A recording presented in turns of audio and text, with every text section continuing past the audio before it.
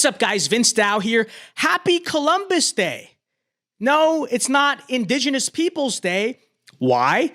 Because we live in a civilization built by the European settlers and not the natives. Hence why you live under a roof with running water and electricity. Crazy thing, I know. And that's why we celebrate Columbus and not the indigenous people. If you're mad at that, then go hunt buffalo with a bow and arrow or something. I don't know. But if you live in North America and you woke up to grocery store bought food and functioning electricity, then feel free to celebrate Christopher Columbus and not the indigenous peoples. If you went outside and didn't witness mass ritual human sacrifice, then feel free to say Happy Columbus Day and not Happy Indigenous Peoples Day.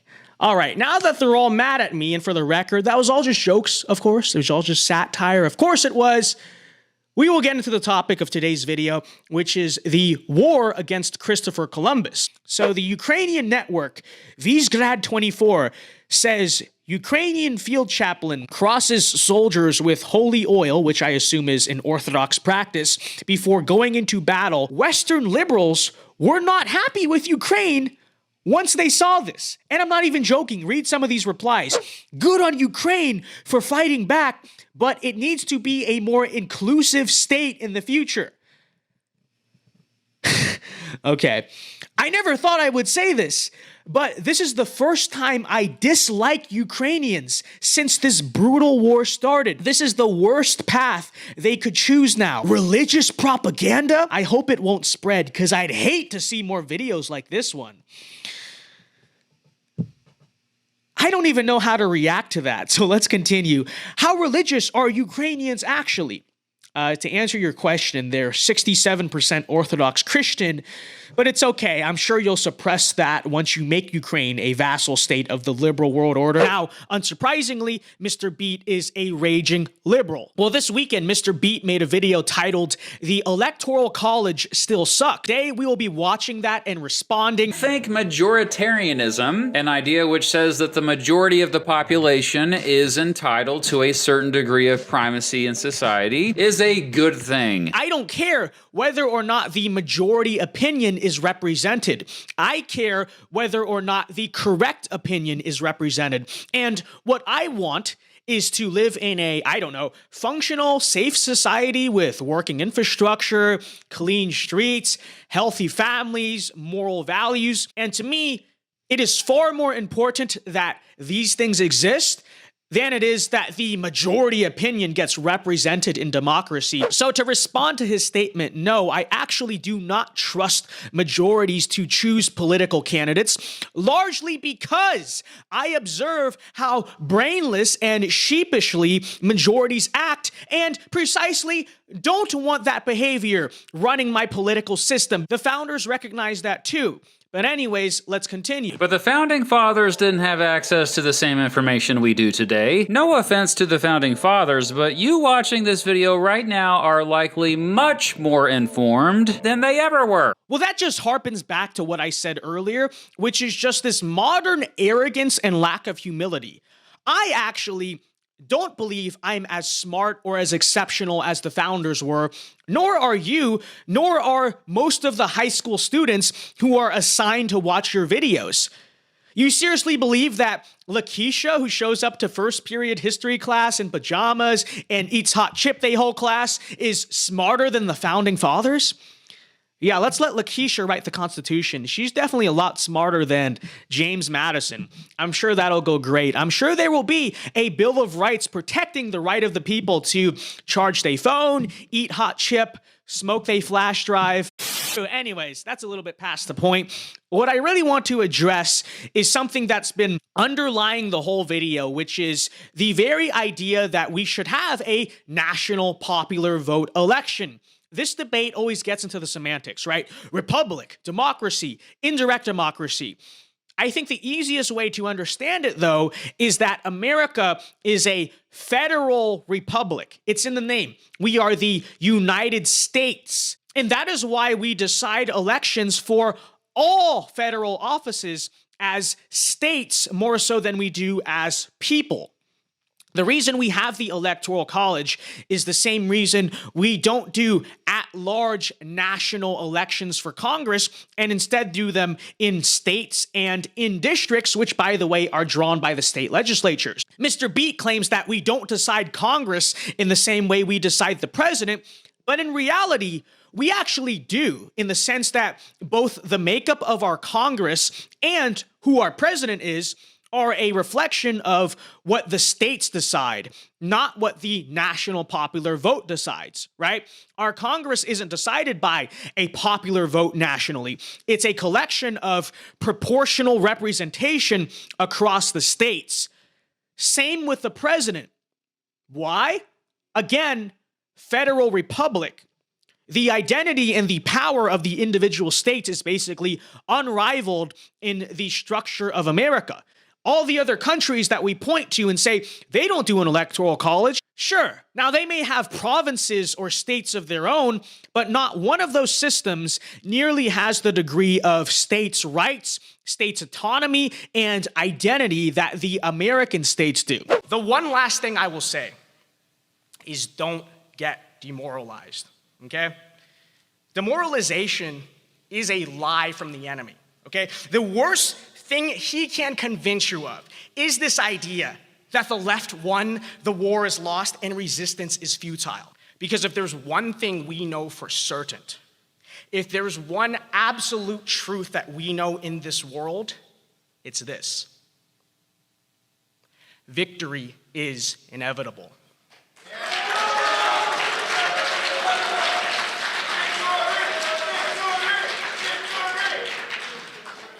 Truly, victory is inevitable, because we know that even if we lose every single political and cultural battle on this earth, every single battle, the war is not lost.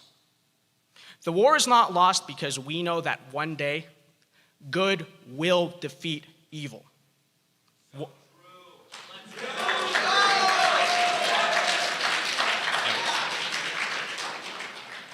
We know that one day, justice will defeat injustice. And if it doesn't happen at our hands, we know that one day, justice will reign from the sky, wielding a sword and riding on a white horse, and he will crush the enemy. He will crush the head of that ancient serpent, that deceiver of the world, once and for all.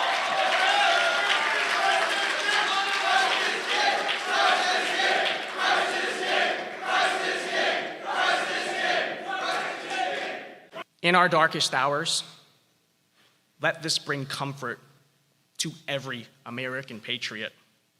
When every worldly source of power is against us, the politicians, the media, the corporations, the elites, let us remember that on our side are forces far greater and more powerful than anything they could ever muster. So with that being said, for this republic and for his kingdom that is in heaven, to war we go.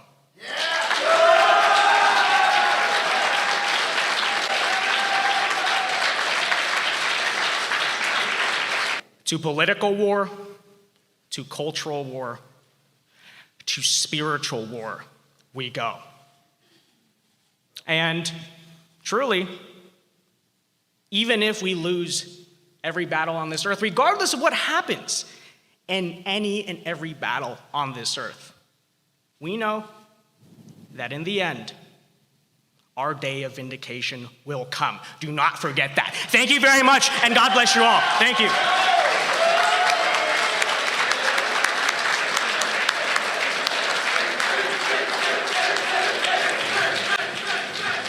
Also embracing the diversity that we inherently have and accepting that and being okay with that and celebrating that. That's very idealistic, I think, but I think we should acknowledge the fact that diversity, quote unquote, is not a factor that is our strength. It's not a factor that historically or even in the current strengthens societies. People don't come together, form societies, form families, form communities because they have nothing in common. They come together and do those things because they have something in common, right? You talk about race in such black and white terms. The way you talk about it is it's either with America, whatever your definition of America, or not. You're talking in very black and white terms, and that's actually the problem in discussing race, because we're Asian Americans, we're neither black, we're neither white. When you're having a race discussion, you can't be talking about in such like lines. Yeah. Everything is in the gray. The more in common that a society has with one another, the more likely they are to work together and build things in Okay, society I hear and you. not constantly be fighting each other and at odds with each other.